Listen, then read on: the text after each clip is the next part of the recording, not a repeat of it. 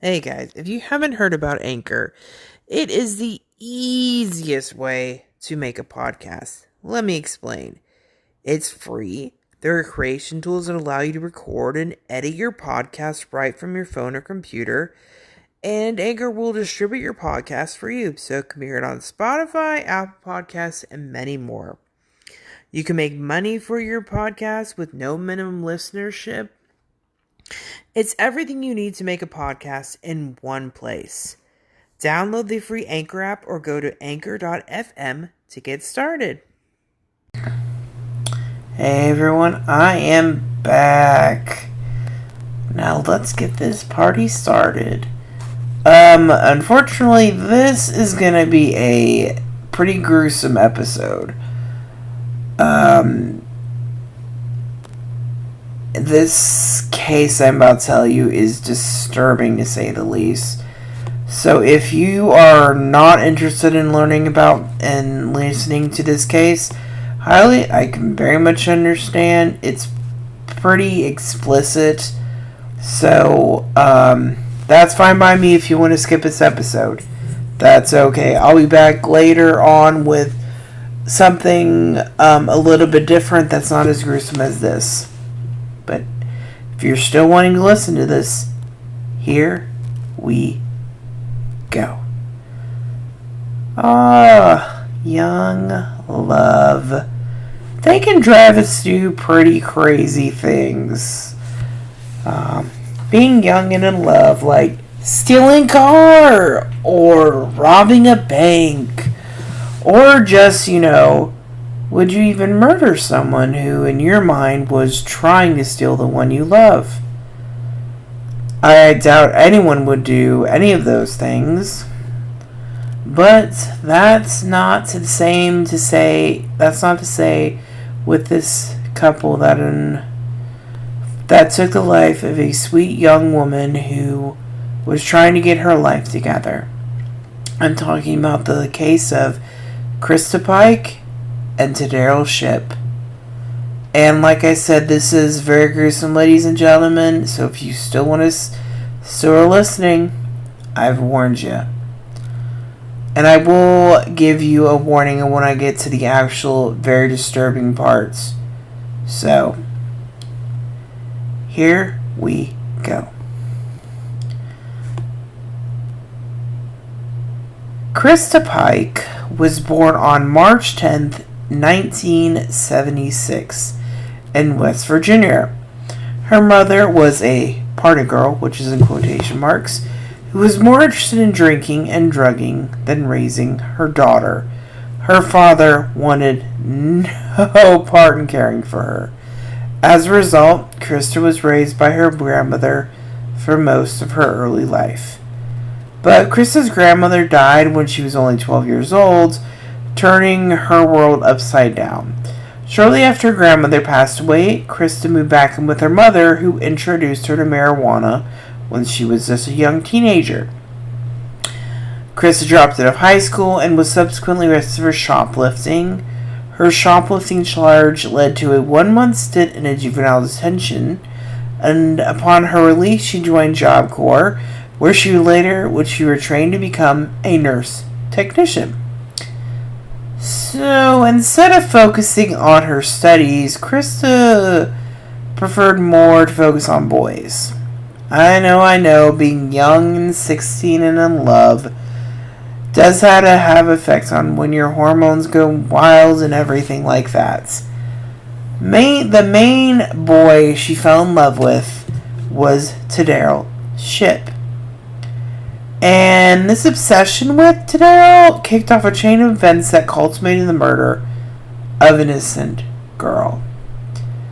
Like Krista Pike, Tadero Ship also came from a less desirable background. Raised by a single mother, he dropped out of high school in the 9th grade and went on to get involved with known gang members. At his mother's urging, Ship also joined the Knoxville Job Corps, where he enrolled in the culinary arts program. So, for those who don't know, Job Corps is pretty much a U.S.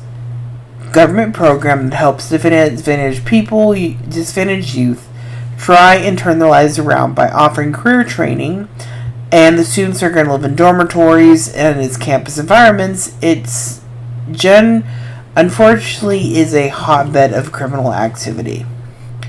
According to fellow Job Corps attendees who knew both Krista and Tadaro, their love affair developed quickly. They both were drawn to Satanism and the occult, or more accurately, a warped version of it. And this obsession attracted other Job Corps attendees, including Shadola Peterson. So, around this time, we have Colleen Slemmer enter the picture. A pretty enthusiastic native of Jacksonville, Florida, who came to the Knoxville Job Corps to study computer technology. She'd been there within 3 months of Colleen's arrival. Krista and her were at loggerheads. According to Krista, Colleen was hitting on Tadaro and trying to steal him away from her, though there was pretty much none of her Colleen's friends ever said that was true.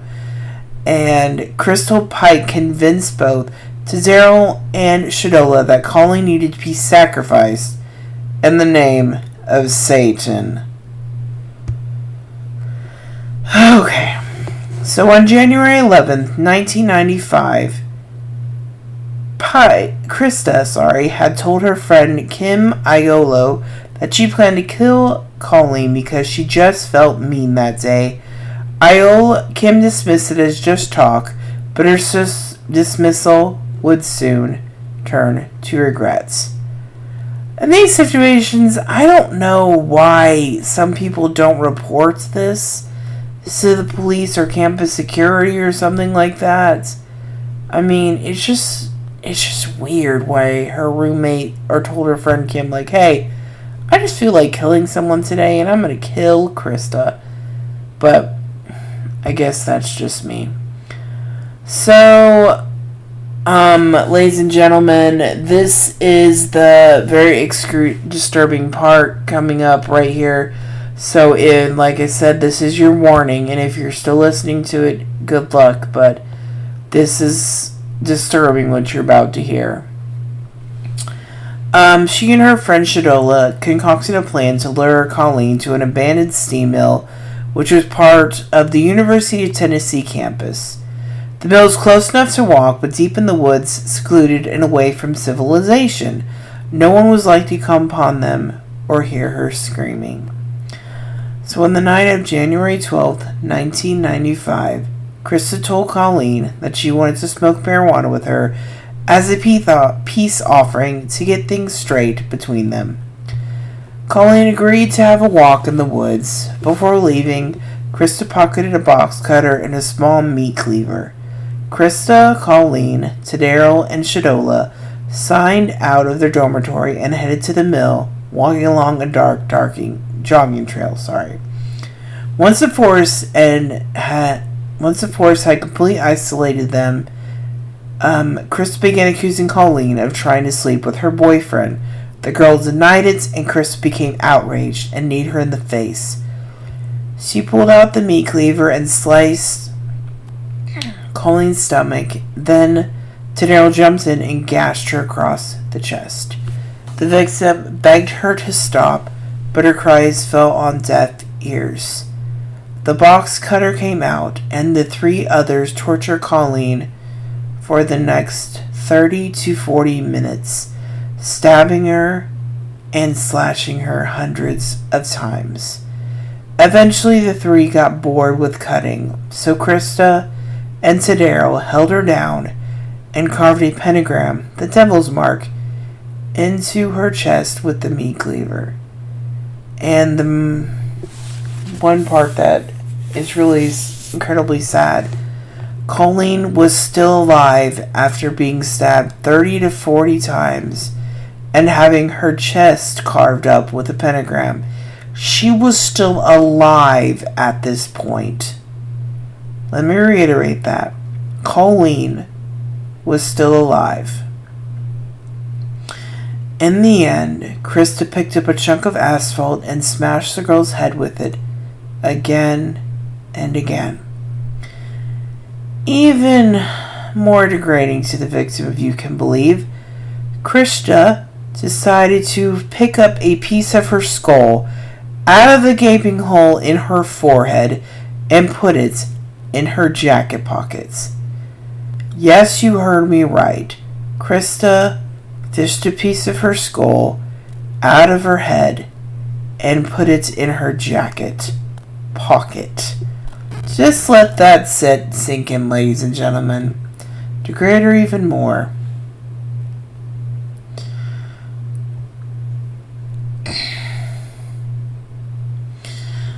So, even though Kim Iola had been told previous day that previous couple days ago, that Krista had definitely wanted to murder Colleen, and she discontinued that threat as talk.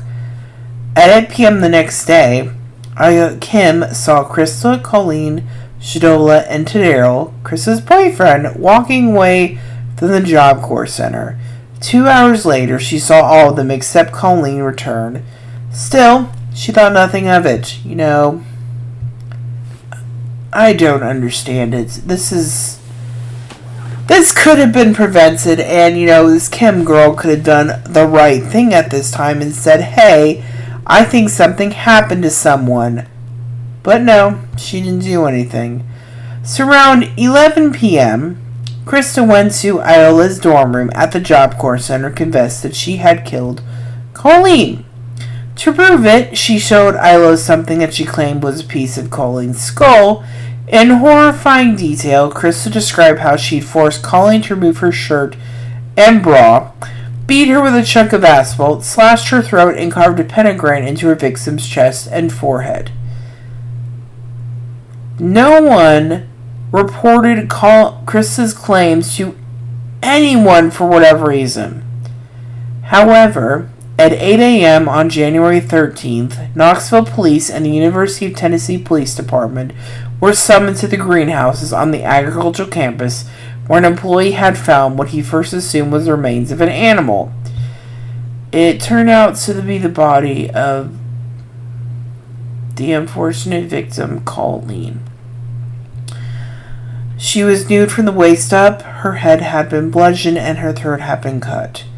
It's not to describe how she'd been abused. Suffice to say, the first responding officer testified that when he arrived at the scene, he thought he was looking at the victim's face, but he couldn't be so sure because it was mutilated.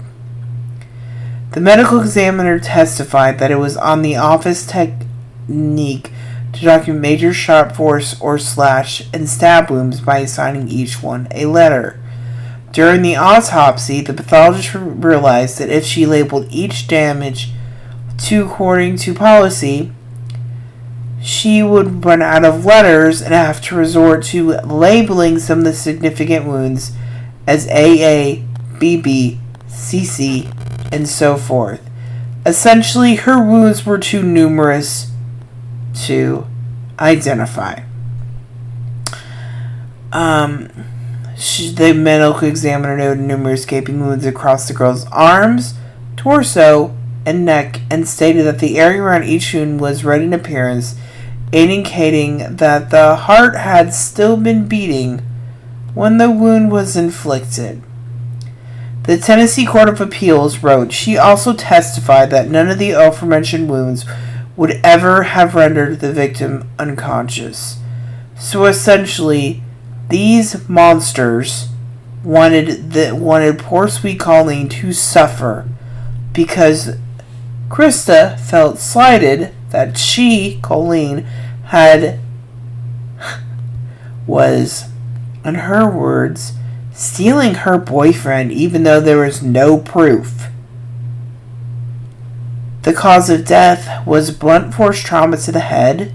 The ME's testimony corroborated the other witnesses who said Krista had kept a piece of Colleen's skull.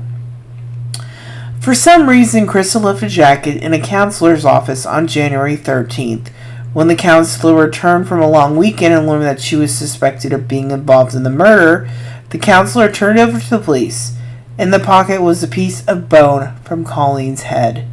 But thanks to her bragging about the crime to her fellow Job Corps attendees, even going so far as to show her skull to some of her friends, police were quickly led to Krista's front door, where they interviewed her on January 15th, 1995.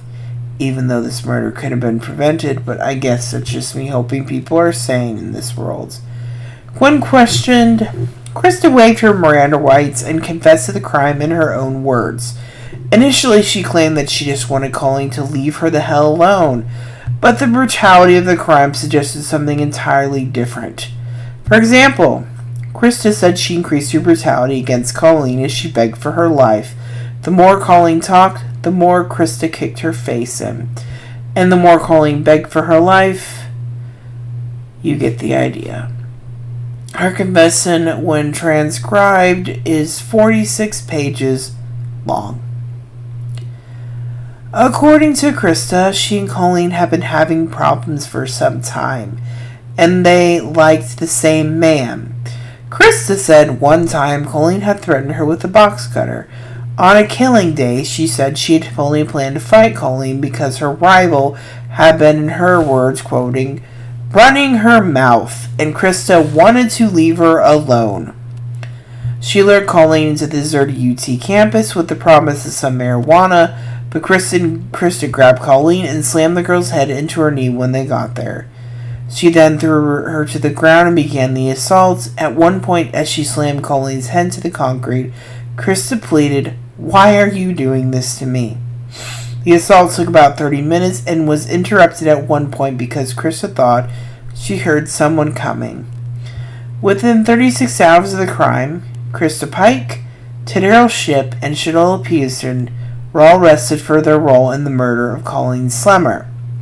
Krista's attorney unsuccessfully argued that her diminished mental capacity caused the murder at trial. Are you kidding me?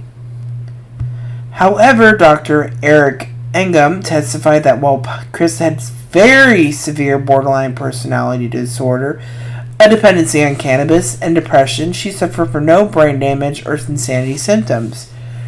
What's more, Dr. William Burnett, an expert in Satanism, who also testified at Krista's trial, claimed that while there are some satanic elements to Pike's crime, it was more indicative of an adolescent dabbling in Satanism and an act of collective aggression. Krista's attorney also called her family members to testify to her difficult upbringing and another failed attempt to display a mitigating factor to the murders. Initially, another expert, Dr. Diana McCoy, was due to testify to Krista Pike's diminished capacity, but her testimony was scrubbed at the last minutes. Ultimately, the jury convicted Tadero Shipp of murder, and he was sentenced to life with the possibility of parole after 25 years. Shadola Peterson testified for the state. In exchange for testimony, she pleaded guilty being accessory after the fact and was sentenced to probation, which, in my opinion, is she got off lucky. She wrote a troubling letter to Tadero Shipp Krista wrote a troubling letter to Tadero just a few days after she was sentenced to die by electrocution. Please write me. I miss you so much. You see what I get for trying to be nice to the hoe?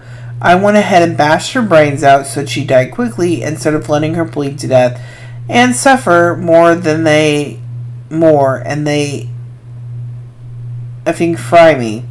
Ain't that some Please write me and tell me what you're feeling. Also, tell your lawyer if he wants me to testify for you. I will. Love you for the rest of my life, little devil.